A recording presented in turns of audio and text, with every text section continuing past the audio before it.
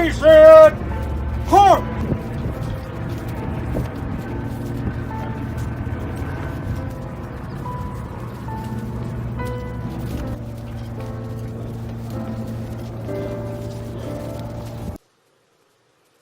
Remember, a person dies twice. Once when they take their last breath, and finally when they are forgotten. Remember to say her name, Nicole L. Gee. Until we see each other again, I love you, Nicole. You will always be my Nickirls. Thank you. Thank you.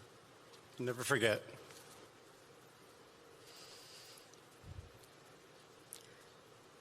(2,448). September 11th, 2001. September 18th, 2001.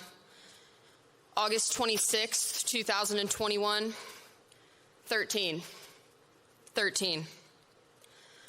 I've heard Sergeant Nicole Gee described as many things since the August 26th cowardice act that took her life, the most common of which is beautiful. And although she was undeniably beautiful, she was so much more than just a pretty face. She was brilliant, she was bold, and she was brave.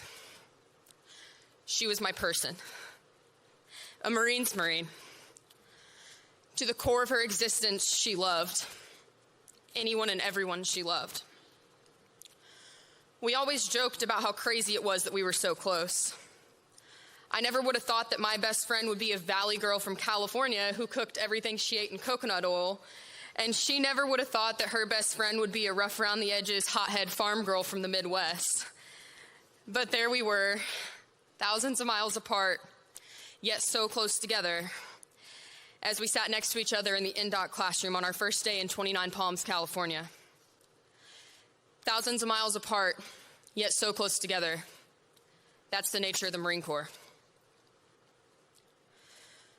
The Marine Corps brings you your closest friends, your strongest bonds, people who have an impact on you for the rest of your life.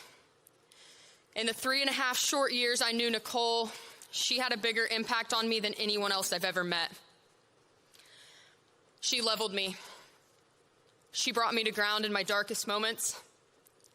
She always knew exactly what to say and when to say it.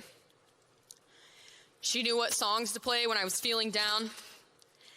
And she knew that sweet tea, a big hug, and a long cry can make even the worst of times just a little bit better. Nicole and I were babies when the war in Afghanistan began. I was 2 and she was 3.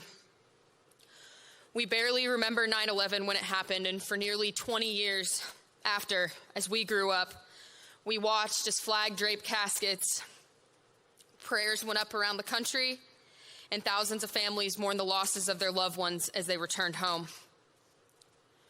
2,448.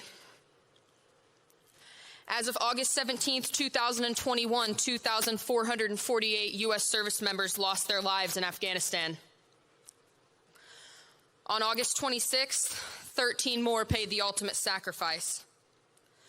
2,461 Americans gone.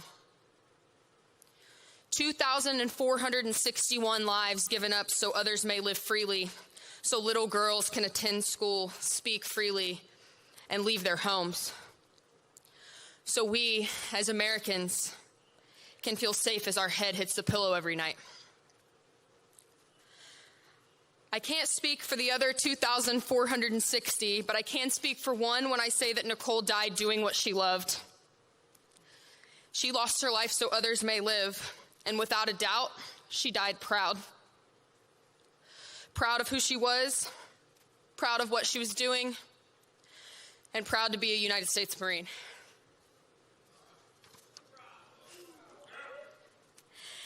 Since the evacuations began on August 14th, the United States has helped evacuate approximately 116,700 people. That's over 116,000 lives saved from oppression, torture, and death. Not only did Nicole walk in the footprints of giants, she was a giant, a legend, and her story will never be forgotten.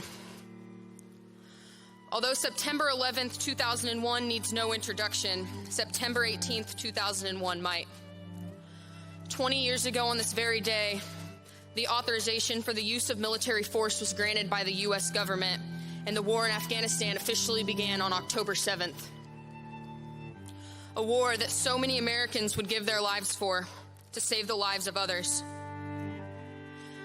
Nicole's role in ending a 20-year war will never be forgotten. I have no doubt in my mind that if Nicole was here today, she'd tell us to keep it moving. Pick your heads up, and don't worry about me, because I'm exactly where I need to be. And although her life was cut short much too soon, I know she's living it up there with her mom, my mama and grandpa, and the other 2,460 U.S. service members who died in Afghanistan loving their jobs.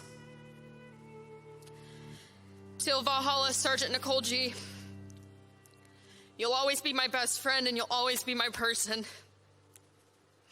Semper Fidelis, I love you forever.